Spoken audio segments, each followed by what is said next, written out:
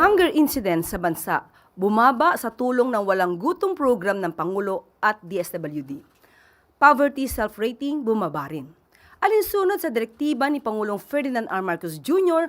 na tiyakin ang kapakanan ng ating mga kababayang lubos na nangangailangan ng tulong. Malugod na tinanggap ng DSWD ang resulta ng SWS survey patungkol sa pagbaba ng hunger incidents sa bansa. Ayon sa survey, bumaba sa 20.1% ng mga respondents ang nagsabing nakakaranas sila ng involuntary hunger. Nakita ang magandang resulta na ito kumpara sa nakaraang taon. Ayon sa ahensya, ang pagbaba ng dami ng mga Pilipino nakakaranas ng gutom ay malaking tagumpay para sa bayan. Ibig sabihin lang nito ay ramdam na ang mabuting epekto ng social protection programs ng pamahalaan. Gaya ng walang gutom program na naglalayong tuluyang wakasan ang gutom sa bansa.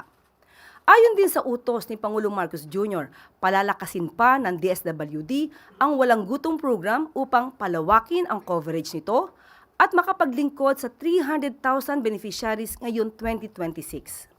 Maliban sa pagbaba ng hunger incidence sa bansa, bumaba rin ang poverty and food poverty self-rating ayon sa survey ng Okta Research.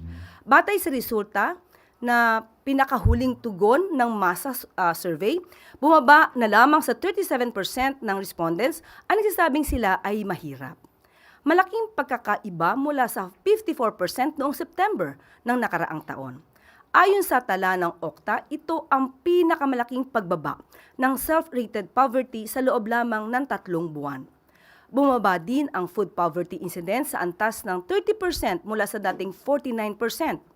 Anuman ang maging resulta ng survey, ay magpapatuloy ang pamahalaan sa pagkilos upang maibsan ang kahirapan at kagutuman sa bansa na naranasan noon.